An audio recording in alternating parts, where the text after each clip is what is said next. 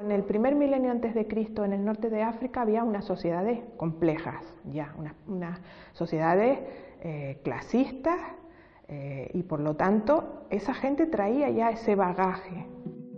La práctica funeraria es un buen reflejo de lo dicho, pues en el lugar que se reserva a los difuntos se proyectan normas sociales en las que se traduce dicha organización. El mundo de los muertos es también el de los vivos. Volvamos al antiguo cementerio descubierto. Si entendemos que cada yacimiento arqueológico puede ser un tesoro de conocimiento y de ciencia, este descubrimiento, que había sido producto del azar, se convertía en una buena oportunidad para emprender una excavación arqueológica de urgencia. Cuando nosotros llegamos nos encontramos con una alteración total del lugar, un montón de tierra, con un montón de restos. Pensábamos que todo había sido alterado.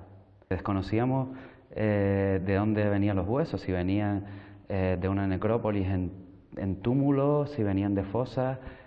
Hicimos un total de unos 9, 10 sondeos que no dieron resultados. Y ya pensábamos que no iba a aparecer prácticamente nada. Decidimos sondear en otra zona, en la zona justamente que había sido alterada por la paramecánica. Y fue allí donde nos aparece la primera fosa con un enterramiento con un primer individuo. Se veía claramente que la excavadora lo había cortado de la cintura hacia abajo. A partir de ese individuo entonces pudimos seguir el terreno original y empezamos a dar progresivamente pues, con cada una de las 16 fosas. En estas 16 fosas se encontraron depositados 18 individuos. El trabajo de superficie puso en evidencia un enclave arqueológico muy notable. ¿Pero por qué escogieron aquel lugar como cementerio? ¿Y por qué hay 18 individuos en 16 fosas?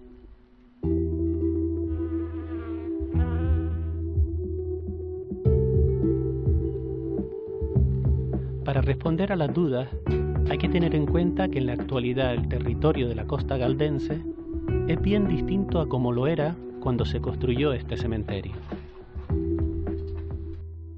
Estamos viendo, digamos que, escenarios arqueológicos. Para nosotros son unos escenarios que tenemos que comprender. Como los espacios son dinámicos y los sitios son cambiantes, pues a lo largo del tiempo se van produciendo modificaciones que alteran lo anterior, lo que ya existía previamente. Si nosotros no somos capaces de leer todas esas modificaciones hasta el presente, pues no tendremos entonces la lectura exacta de cómo fueron esos escenarios arqueológicos, esos escenarios del pasado. Desde los años 30 del pasado siglo, los primeros trabajos arqueológicos en la zona han ido desvelando un importante conjunto de espacios ocupados por los antiguos canarios. Hoy se nos muestran como fragmentos incompletos, pero estos testigos nos ayudan a comprender el grado de complejidad y desarrollo de aquella sociedad. Primero que hay que hacer es identificar con qué otros elementos se relaciona el yacimiento. ¿Qué tipo de yacimiento es? Por supuesto, ¿qué naturaleza tiene? Pues estamos en un yacimiento de hábitat, en un yacimiento funerario, en cualquier tipo de yacimiento, y ver qué otros lugares correspondientes también a los antiguos canarios se encuentran cerca, para un poco explicar cómo se articula todo ese territorio y qué se hizo en él. En esta zona de la costa de Galdar se atestigua una intensa ocupación humana que se prolongó en el mismo lugar a lo largo de los siglos, como así lo verifican los datos arqueológicos. Las primeras dataciones realizadas enmarcan el yacimiento del lomo de Juan Primo entre finales del siglo XIII y los inicios del siglo XV, un momento próximo a la conquista castellana de la isla, y en la que Galdar era uno de los lugares centrales del poder insular. De todos los yacimientos que existen en la costa de Galdar hay 4 que son espacios fúnebres, que son cementerios. Y efectivamente nosotros tenemos que tener en cuenta que el lomo Juan Primo evidentemente era un espacio funerario porque habían aparecido restos óseos, pero además el contexto donde está ubicada la finca nos hacía prever que allí podía haber un cementerio. Esto es, estamos en la zona de la costa de Galdar y tenemos que pensar en el Galdar prehispánico, lugar sumamente importante con una serie de yacimientos importantísimos, al menos unos 7, la Cueva Pintada, la Guancha, el Agujero. Era previsible que en ese lugar podíamos encontrar cosas importantes. Aquí se identifican distintos espacios domésticos que conviven con los lugares reservados a los difuntos, materializándose así el estrecho lazo que unía a esta gente con sus antepasados. Digamos que los sitios no están aislados, sino forman parte de una organización, de un territorio social, porque hay gente que vive en él, que lo usa. Entonces el contexto es fundamental. Los datos nos muestran que no se pueden desligar los yacimientos de ámbito funerario y por tanto del mundo de la muerte de los lugares habitados donde se desarrolla la vida cotidiana, ya que esta es una asociación indisoluble en la sociedad de los antiguos canarios. Grandes espacios de habitación, digamos grandes poblados, siempre tienen cercanos las proximidades, espacios habitacionales, funerarios, próximos, que se pueden, algunos inmediatos, o sea, la relación física es importante, y si no es una relación de proximidad total, sí están en el entorno y se pueden considerar formando parte del mismo espacio, del mismo conjunto.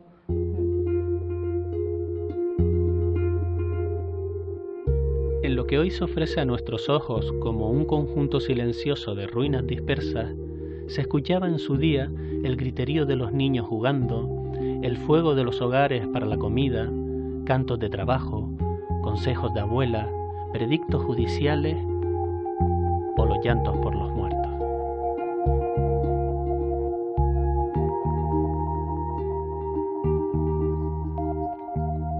Vida y muerte están inexorablemente unidas, ya que la segunda procede de la primera.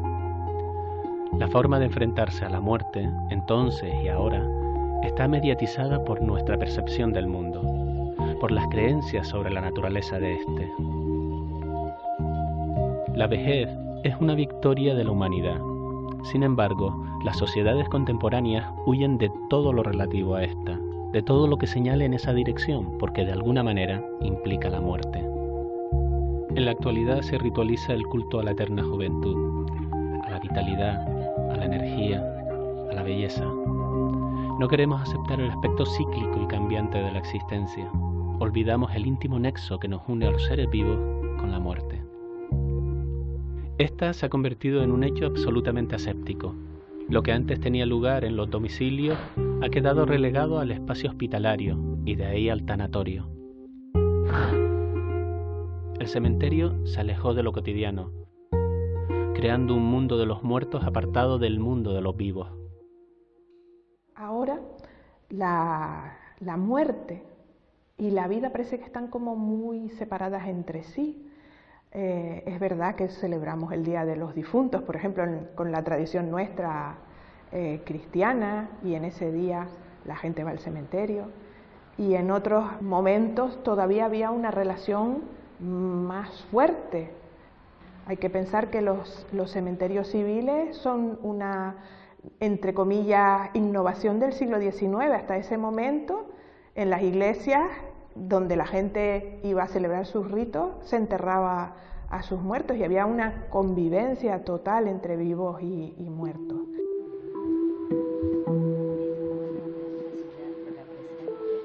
No poseemos las claves ni el diccionario que nos permita traducir cómo percibían la muerte los antiguos canarios, pero lo que sí se sabe es que esta era algo cotidiano.